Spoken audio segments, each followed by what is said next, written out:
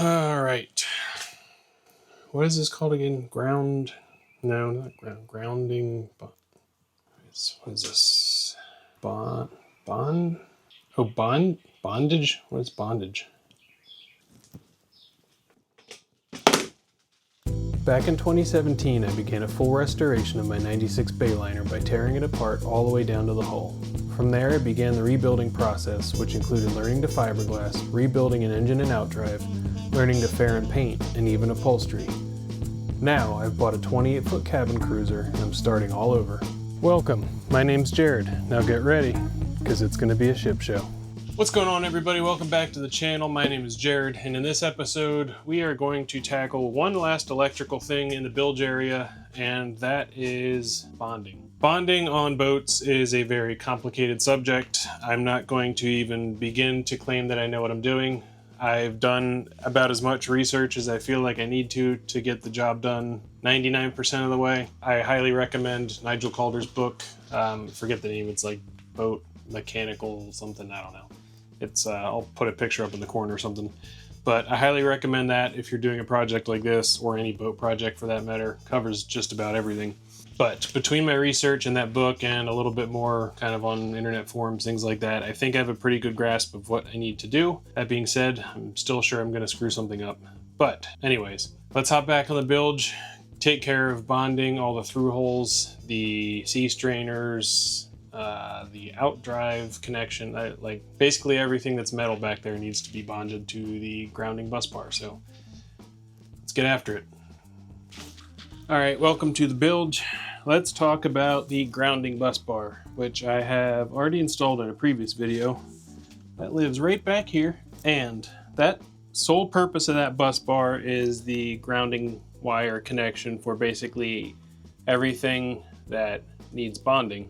So any non-current carrying conductor, to make sure that the voltage potential is basically the same for all devices on the boat that are metal. It serves several purposes. One is obviously to prevent corrosion. Two is a safety thing, where if something happened to short, say the generator, the starter shorted to the case, that case is now at 12 volts. And if that doesn't have a path to ground, it's going to basically find that path through the water, and it's going to cause crazy amounts of corrosion, things like that. And especially like AC things, if that ever shorts to ground, then you have potentially a lethal situation where say your microwave or range or something shorted to the metal case and you touch that case, that can then basically electrocute you. So the ground basically serves that purpose of tying everything to a safe earth voltage. So if you see back there, there's already 4 wires on that thing.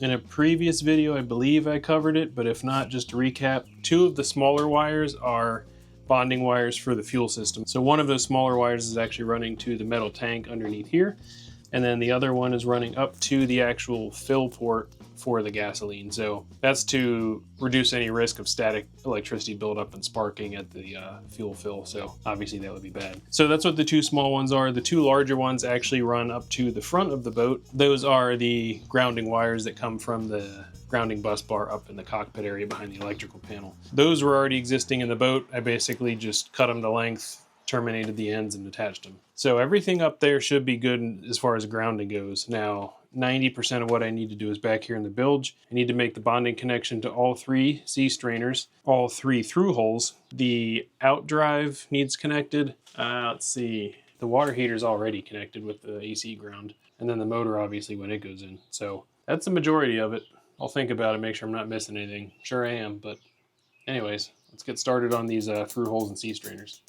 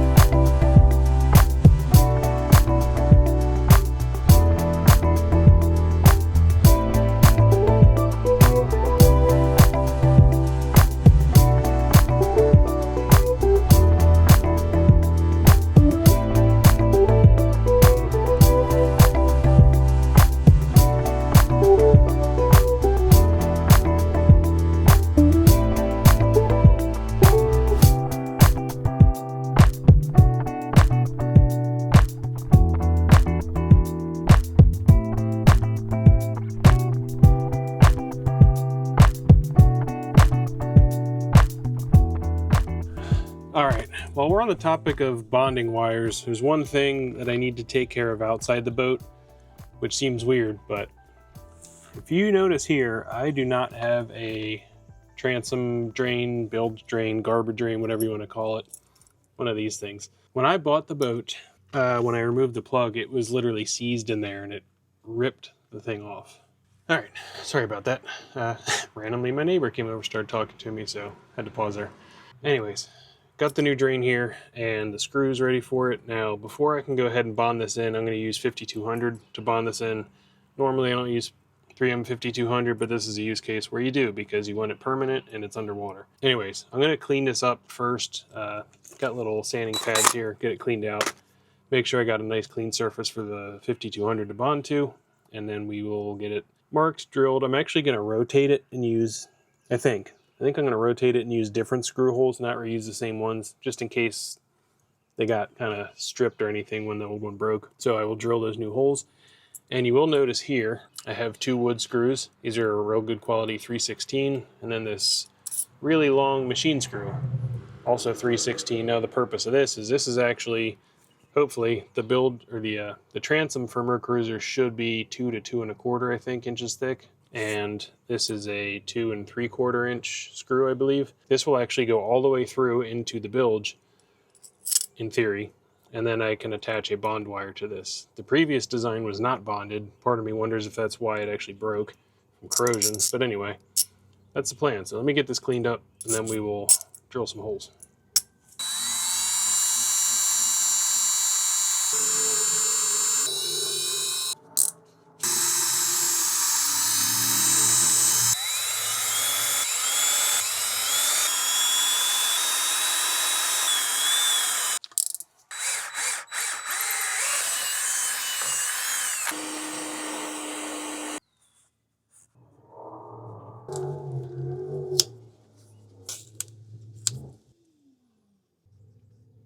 Alright, sorry about the noise, the racing going on, neighbors vacuuming, but whatever.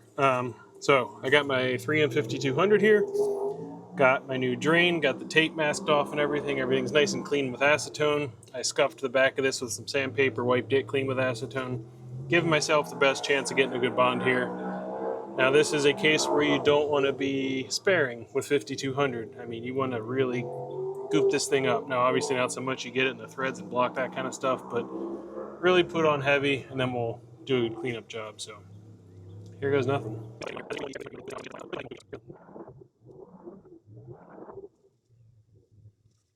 Okay, got the back of that gooped up pretty good. Now I'm just going to squirt some of this in both the old holes and the new ones. I'll make sure I get a good seal around those screw threads.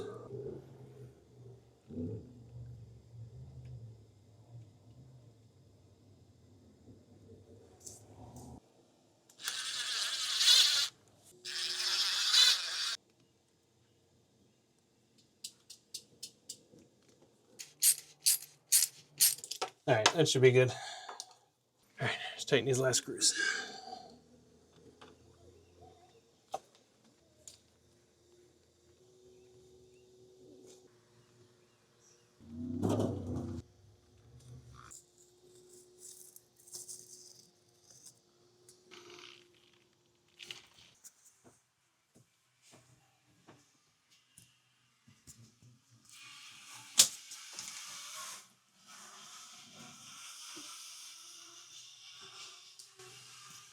There it is. Got the green bond wire attached to the through bolt. Sorry, it's a little messy down here. Running up here. Ties in with this other ground terminal that ties the out drive and the transom plate and all that kind of together. And then this big 8-gauge wire is running all the way back here to the ground bus. All right, guys. With that being said, that is going to wrap up this video. I know running a bunch of little green wires isn't all that exciting, but it's something that's necessary and has to be done. So, that being said, thank you guys so much again for watching. I hope you guys found this one informational. Like I said, I am definitely not the expert on this. This is something that I highly recommend you pick up Nigel Calder's book. Again, I'll Try and link it in the description if I remember. It's a very tricky subject. I'm sure some of the things I did were wrong. Even that last little wire on that transom drain fitting, I mean, it's 16 gauge. If you read the ABCY standards, I believe like bond wires are all supposed to be at least 6 gauge, if not 8 maybe. But that's if it's directly tied to an anode on the outside of the boat through the bonding system. Whereas that one is not necessarily, that's just tying it back to a out drive, which I don't know. See, it gets really confusing. So I'm just tying everything together. The original transom drain didn't even have a bond wire, let alone a lot of stuff back there. So I think it's at least an improvement. But anyways, thank you guys so much for watching. I hope you found this informational. And if you did, don't forget to like and subscribe, leave a comment, share this with a friend, climb a tree, anything, whatever makes you happy. But anyways, once again, thanks for watching and we'll see you in the next one. Bye.